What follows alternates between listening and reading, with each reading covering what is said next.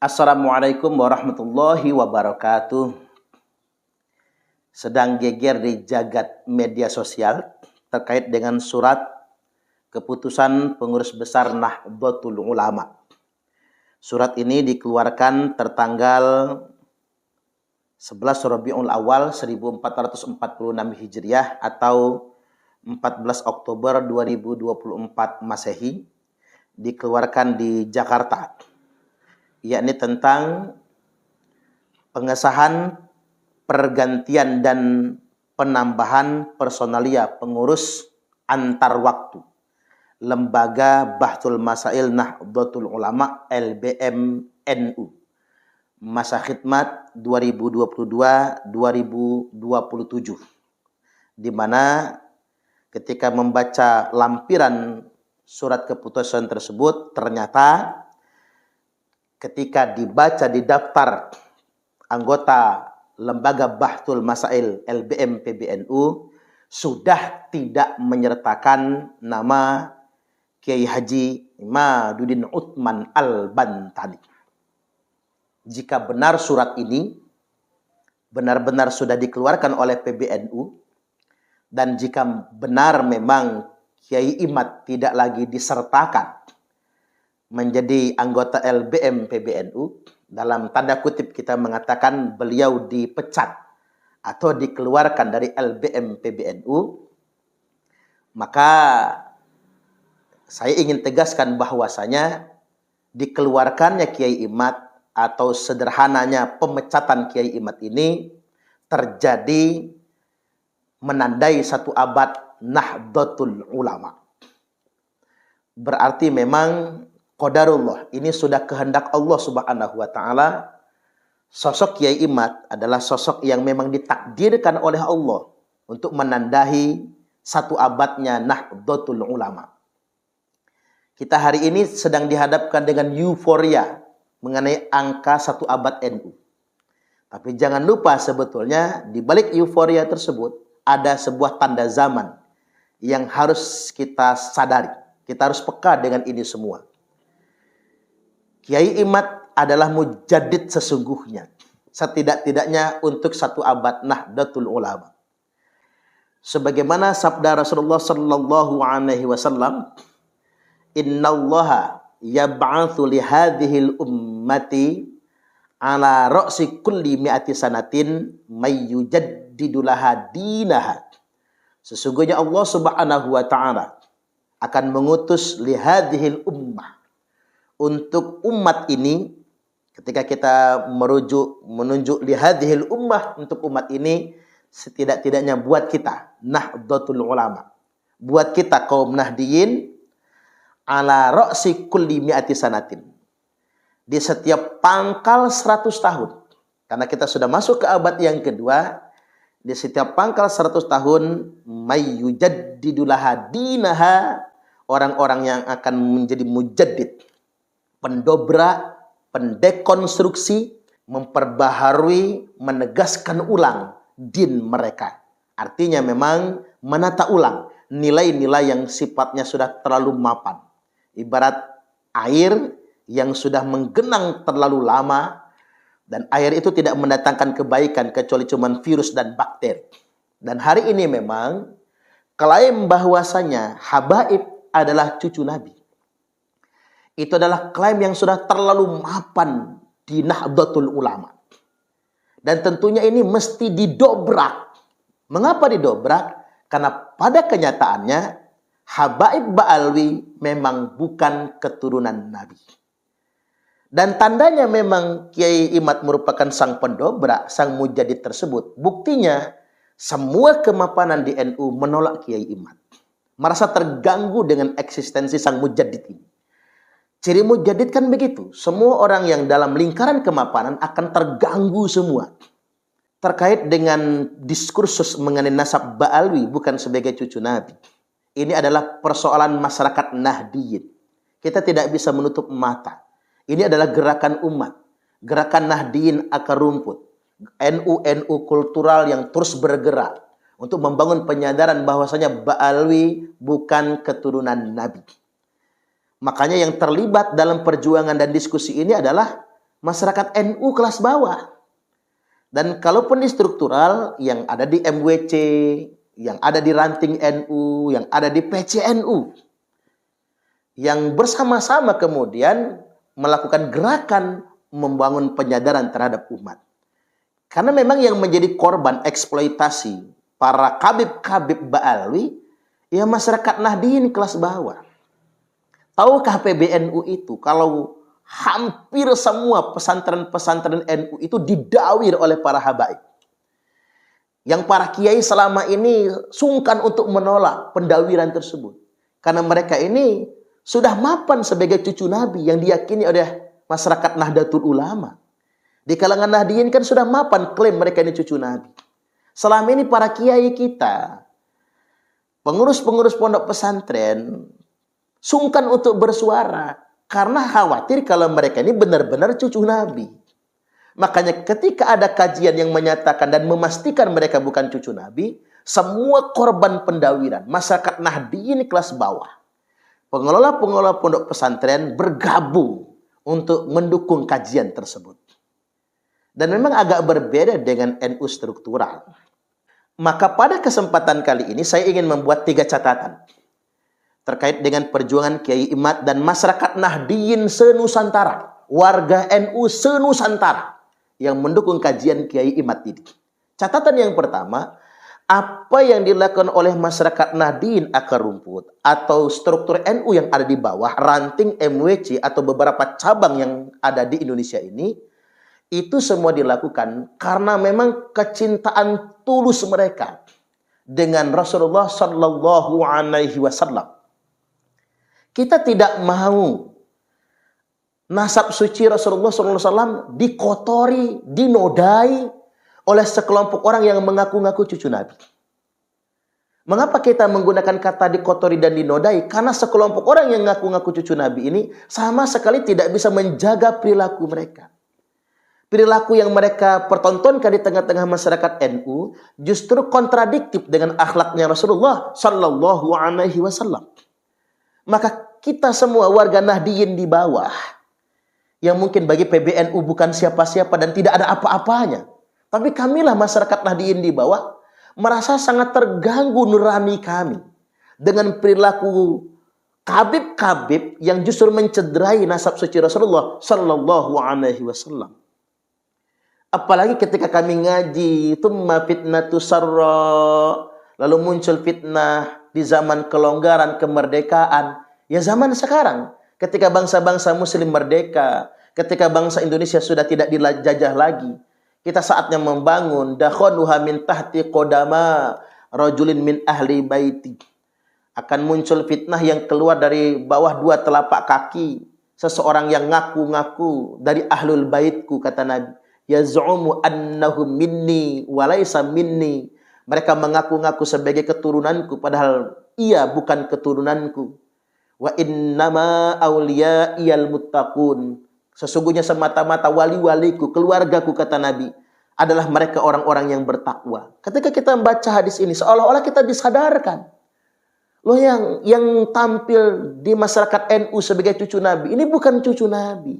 Tapi mereka yang hanya mengaku-ngaku saja. Maka tanpa dikomando, tanpa dibayar serentak seluruh Nusantara, warga Nahdien dengan keberanian dan modal apa adanya, bergabung, berjuang untuk mencerdaskan umat, mencerahkan umat, mengatakan bahwasanya mereka ini bukan cucu Nabi. Ini semua terjadi karena apa? Bukan karena uang. Mohon didengar para masyayikh di PBNU. Ini bukan karena uang. Ini bukan karena jabatan. Ini bukan karena bayaran. Karena saking cintanya dengan nasab suci Rasulullah Sallallahu Alaihi Wasallam. Tak perlu mengajari bangsa Indonesia tentang cinta kepada Nabi. Karena kita semua tahu. Bangsa Indonesia yang walaupun nun jauh dari Mekah, pusat Islam di sana, kita tahu bangsa Indonesia adalah bangsa yang sangat cinta dengan Nabi-Nya. Yang paling gemar sholawat siapa? Ya orang Indonesia. Nggak ketemu kita grup-grup sholawat di Timur Tengah seramai yang ada di Indonesia ini. Sangat cinta orang Indonesia itu dengan sholawat. Loh, mengapa orang Indonesia sangat cinta dengan sholawat? Karena sangat cintanya mereka kepada Nabi-Nya. Jadi tak perlu lagi meragukan kecintaan ini. Itulah mengapa kemudian Nabi menyebut ulaika ikhwani. Mereka semua adalah ikhwan-ikhwanku, kata Nabi. Mereka semua saudara-saudaraku. Di saat orang gembar-gembor dalam darah aneh mengalir darah Nabi, di saat orang bangga betul ngaku sebagai cucu Nabi, Nabi tidak mencari itu. Apa yang Nabi sabdakan?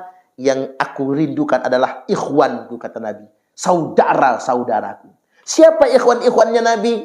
Mereka yang belum pernah berjumpa denganku, terpisah waktu denganku, terpisah jarak denganku, tetapi dia beriman dan mencintai aku, kata Nabi. Hadis ini merujuk tentang bangsa Indonesia.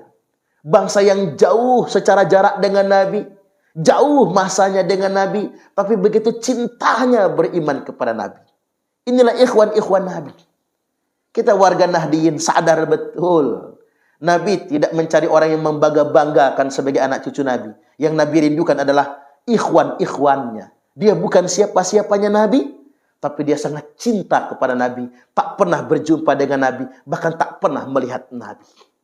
Ini yang dicari sebetulnya. Catatan yang kedua saya ingin sampaikan hari ini. Kami, masyarakat Nahdiyin di bawah, walaupun tidak lagi dimasukkan ke struktur, walaupun Kiai Imad sudah dipecat dari PBNU, walaupun mungkin yang lainnya yang berjuang dengan frekuensi yang sama dengan Kiai Imad, yang mungkin tidak lagi diakomodir di struktur NU. Entah sengaja atau tidak sengaja, tapi izinkan kami terus berjuang, mencerdaskan umat ini. Kalaupun tidak diizinkan, kami tetap terus berjuang. Kami maklum hari ini struktur NU sedang sibuk. Sibuk dengan apa? Saya perhatikan kita harus jujur-jujuran nih. Karena ini satu abad Nahdlatul Ulama. Sedang sibuk dengan kekuasaan. Ada yang sibuk ingin menguasai partai politik. Ada yang sibuk kemudian ingin mendapatkan jatah menteri. Oke, kita jujur-jujuran. Buka mata, buka telinga. Hari ini kan kita sedang disebutkan dengan itu semua. Ada yang sibuk ingin dapat jatah menteri. Ada yang sibuk ingin mendapatkan jatah proyek. Ada yang sibuk kemudian ingin mendapatkan kedudukan tertentu. Sedangkan di tingkat wilayah ada yang sibuk ingin jadi gubernur, wakil gubernur. Ada yang sibuk ingin menjadi bupati, wali kota, atau wakil bupati, wakil wali kota. Ada yang sibuk menggunakan privilege NU-nya untuk nyalek dan lain sebagainya. Bahkan betapa banyak kader-kader NU struktural yang memiliki jabatan struktural di NU menggunakan privilege NU untuk mendapatkan proyek-proyek strategis yang ada di pemerintah. Kita jujur-jujuran saja. Apa kami menyalahkan kader-kader NU yang sibuk nyari proyek, nyari jabatan, memanfaatkan itu untuk kepentingan politik? Enggak kami salahkan. Karena orang NU juga penting jadi menteri, orang NU juga penting jadi gubernur, jadi wakil gubernur, jadi bupati, wali kota, jadi anggota dewan, ngelola proyek ini, proyek itu, tambang ini. Enggak kami salahkan. Kami semua berharap juga itu maslahat buat masyarakat Nahdlatul Ulama. Hanya saja jangan melupakan esensi perjuangan sebenarnya. Kita nggak boleh mengkhianati Mbah Hasyim Asy'ari. Makanya pesan buat Kiai Imad, walaupun tidak diakomodir di struktur NU, panjenengan tetap menjadi Nahdiyin. Panjenengan tetap menjadi warga NU. Karena kita mengamalkan pesan Mbah Yai Hasyim Asy'ari. Kita urusin NU. Walaupun tanpa jabatan. Walaupun tanpa di struktur. Karena kita merupakan santri Romo Hadratus Syekh Kiai Haji Hasyim Asy'ari. Enggak masalah itu. Kita berbaik sangka dengan hari ini kader-kader NU yang memang sedang sibuk betul dengan jatah menteri, dengan jatah tambang, dengan proyek ini, proyek itu, menjadi tim sukses dari calon bupati, calon wali kota, calon gubernur, calon wakil gubernur, dan kemudian mendapatkan setidak-tidaknya uang untuk dukung sana, dukung sini. Kami semua maklum dengan itu semua. Saya pikir ini maslahat juga. Tapi satu hal yang ingin saya sampaikan. Agama sejatinya tidak diwariskan kepada penguasa. Din ini tidak diwariskan juga kepada orang yang kaya raya. Mbah Hasyim Asy'ari sudah mengajarkan kepada kita semua. Mbah Hasyim Asy'ari membangun NU tanpa kekuasaan. Membangun NU bukan dengan uang yang banyak. Tapi NU menjadi jamiah yang sangat besar sekali. Pengalaman kita 32 tahun. NU nggak pernah dapat jatah menteri. 32 tahun di zaman Orde Baru. tidak mendapatkan jatah menteri, tidak mendapatkan jatah proyek. Pesantren NU gedek geribik semua.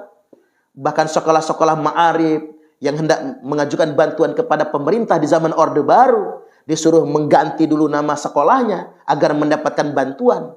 Sampai-sampai sekolah NU banyak yang menginduk ke Matlaul Anwar demi mendapatkan bantuan pemerintah. Tapi apa NU menjadi senyap? Apa NU menjadi mati? NU tambah kuat. Setidak-tidaknya hari ini ada 30.000 lebih pesantren Nahdlatul Ulama. Ada jutaan santri yang belajar di pesantren-pesantren NU. Gedung memang tidak megah. Bahkan dibangun secara swadaya. Coba kita lihat. Di Tebu Ireng, di Lirboyo, di mana asrama-asrama santri dibangun secara swadaya. Santri Lampung bikin asrama Lampung. Santri Banten bikin asrama Banten. Mereka telepon orang tuanya, ayo nyumbang. Walaupun dibangun sedemikian rupa, tapi ada puluhan ribu santri yang cerdas, yang alim di sana.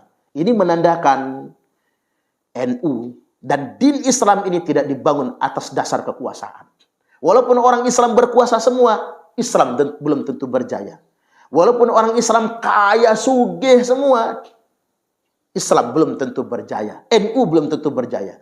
Agama tidak diwariskan kepada penguasa dan pengusaha. Tapi sejatinya agama diwariskan kepada orang-orang yang berilmu. Wa annal ulama'a warasatul anbiya. Dan sesungguhnya ulama itu adalah pewaris para nabi. Ini catatan yang kedua. Jadi kita memaklumi hari ini ketika NU struktural, terutama yang di atas, sedang asyik dengan proyek, jatah menteri, jatah kekuasaan, tim sukses dan lain sebagainya. Tapi kami NU kultural akan terus mendobrak untuk menandai satu abad Nahdlatul Ulama ini. Kemudian poin yang ketiga, apa yang dilakukan masyarakat Nahdiyin kelas bawah ini. Yang diantaranya ada Kiai Imad, ada Kiai Marzuki Mustamar, ada Kiai Muhammad Abbas Bili Yaksi, dan kiai-kiai yang lainnya, anak-anak muda yang lainnya, ini dalam rangka menyambut 1500 tahun masa Islam. Dari kelahiran Nabi, maka tahun 1446 Hijriah ini terhitung sudah 1499 tahun. Artinya tahun depan sudah 1500 tahun. Zaman sudah semakin akhir, Israel sudah semakin zalim. Setidak-tidaknya barangkali, mungkinkah Imam Mahdi akan segera muncul? Karena Nabi SAW telah menyatakan, Imam Mahdi itu min itrati. Imam Mahdi itu adalah keturunanku, kata Nabi. Min waladi Fatimah. Dia adalah keturunan Fatimah. Berarti dzurriyyat Nabi. Dalam hadis yang lain disebutkan min ahli baiti. Imam Mahdi itu adalah dari keluargaku, kata Nabi. Di mana ismi, namanya adalah namaku, kata Nabi. Wa ismu abihi isma abi, dan nama bapaknya adalah nama bapakku, kata Nabi. Imam Mahdi itu adalah keturunan Fatimah. Imam Mahdi itu adalah itrohnya Nabi. Imam Mahdi merupakan bagian dari ahlul baitnya Nabi. Namanya Muhammad, bapaknya bernama Abdullah. Maka ulama sepakat, wajib memverifikasi siapapun yang mengaku-ngaku anak cucu Nabi, agar tidak ada Imam Mahdi palsu. Jadi kalau ditanya, apa wajib membuktikan Ba'alwi itu, memverifikasi Ba'alwi sebagai cucu Nabi betulan? Iya, wajib. Karena kita sudah di akhir zaman, kita mengantisipasi agar tidak ada Imam Mahdi palsu, orang yang ngaku-ngaku keturunan Nabi, ahlul bait Nabi, padahal bukan. Karena Imam Mahdi adalah pemimpin pasukan umat Islam untuk berperang terhadap kezoliman Yahudi Israel tersebut. Maka mau tidak mau, menyongsong kehadiran Imam Mahdi ini menjadi wajib bagi kita semua memverifikasi siapapun untuk membangun kepastian siapapun yang telah membangun tersambungnya nasab kepada Rasulullah sallallahu alaihi wasallam. Sebagaimana yang disebutkan oleh Al-Hafiz Ibnu Hajar Al-Haytami, yang bagi li kulli ahadin ayyakuna lahu ghiratun fi hadzal nasabi syarif wa dhabatahu hatta la yantasib ilaihi sallallahu alaihi wasallam ahadun illa bihaqq. Kita semua harus sensitif menjaga kemuliaan nasab suci Rasulullah sallallahu alaihi wasallam, dan kita yang punya ilmu dan kemampuan seperti Kiai Imad wajib meneliti, memeriksa siapapun yang mengaku-ngaku sebagai keturunan Nabi, dan tidak ada lagi nanti yang berani mengaku sebagai zuriat Nabi kecuali dengan data yang benar. Dan kami ingin ingatkan kepada Bani Ba'alwi, ma min rajulin idda'a li ghairi abihi wa huwa ya'lamuhu illa kafar. Tidaklah seorang yang sengaja membangun penasaban kepada laki-laki yang bukan bapaknya, kecuali pasti dia telah melakukan kekafiran kepada Allah Subhanahu wa taala. Wa man idda'a qauman laisa lahu fihim nasabun falyatabawwa maq'adahu minan nar.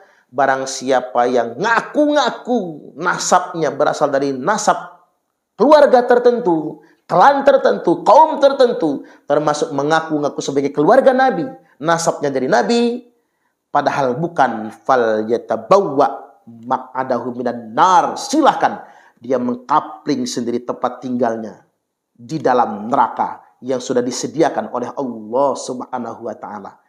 Terus berjuang masyarakat Nahdiyin senusantara, mari kita bangkit menandai abad kedua Nahdlatul Ulama. Kalaupun Imam Mahdi belum muncul di zaman kita hari ini, setidak-tidaknya Allah akan kirim mujaddid. Saya ulangi, kalau Imam Mahdi belum muncul, setidak-tidaknya yang muncul adalah mujaddid setiap 100 tahun. Cuman kalau Imam Mahdi sudah muncul, kiamat sudah mau mendekat. Tapi kita berharap itu semua takdir Allah. Kalaupun tidak, harapan kita muncul mujaddid. Kalau muncul mujaddid, maka usia zaman masih panjang. Innallaha yab'atsu li hadhil ummati ala ra'si kulli mi'ati sanatin mayyujaddidu laha dinaha. Semoga yang muncul adalah mujaddid, dan kita terus membangun negara kesatuan Republik Indonesia bersama Islam yang rahmatan lil alamin. Wallahul muwaffiq ila aqwamit thoriq. Wassalamualaikum warahmatullahi wabarakatuh. Kami adalah Laskar Sabilillah, pecinta Wali Songo dan para anbiya, pewaris peradaban Islam di Nusantara hingga berkibar bangsa Indonesia.